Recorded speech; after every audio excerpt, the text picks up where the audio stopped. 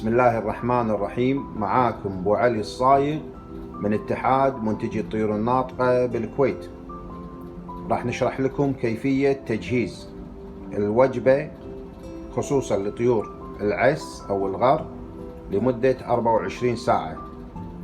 طبعا عندنا الاكل اللي هو العس، مال العس البودر. نحتاج حق قلاص للحفظ بالثلاجة، نحتاج إلى قلاص حق السحب من المكون هذا إلى هذا، نحتاج إلى طاسة تسخين المادة الغذائية حق الطير، نحتاج ترمومتر إلكتروني لقياس درجة حرارة الأكل مال الطير وهو وصوله إلى 37 درجة، ونحتاج إلى الإبرة هذه حق عس الطير أو غر الطير، نحتاج ماي عادي على أساس من الفلتر لتجهيز الوجبة. ناخذ كمية من الماي لتجهيز 24 ساعة، تقريبا قريب ال3/4 القلاص. ناخذ البودر نحط حوالي من 3 ل 4 معالق، احنا نختار 4 على اساس نشوف الخثارة مالت الاكل. نبدأ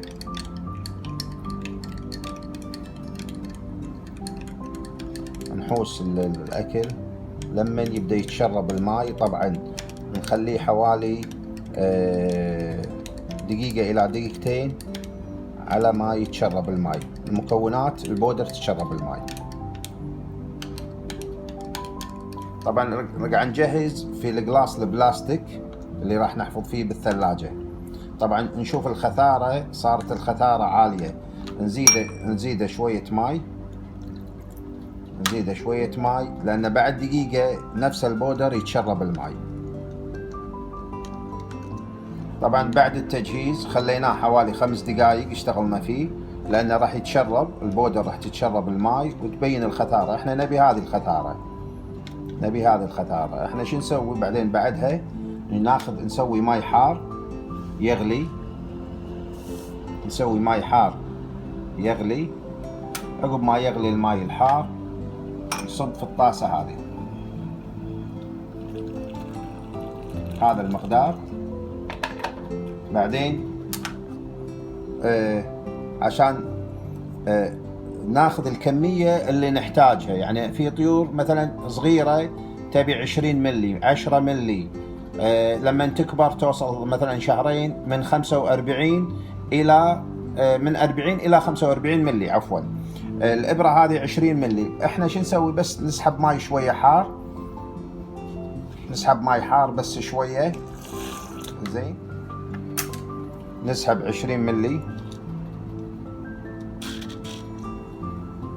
نحطها بالقلاصة هني، 20 ملي ثانية، ومثلا 10 ملي زيادة،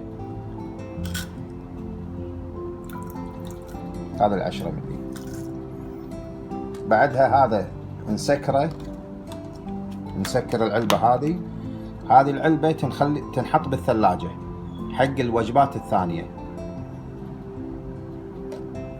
عندنا هذا الحين جهز حق الطير، حطينا الماء الساخن هني، نخليه هذا داخل الماء الساخن، نخلي هذا الأكل اللي طلعناه من الثلاجة أو اللي حضرناه نخليه في الماء الساخن.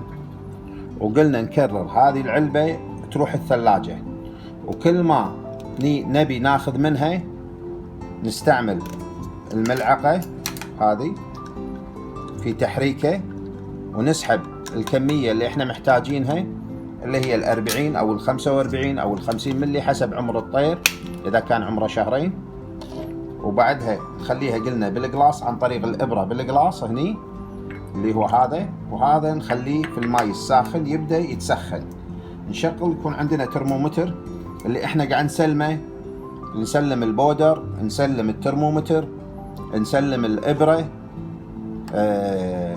مع الأكل حق الطير، مع كل مبيعاتنا. طبعا نبدأ نحرك، ما نوقف، نحرك ونراقب. طبعا نشوف درجة الحرارة 37.5. عندنا احنا الرينج من 37 ل 37.5. نبدأ نتأكد انها ما ترتفع. 37.4 خلاص 5 ممتاز.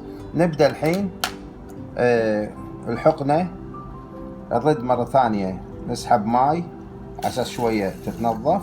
نبدأ نسحب الكمية اللي نبيها، واتجاه يسار الطير، يمين ايدي يسار الطير.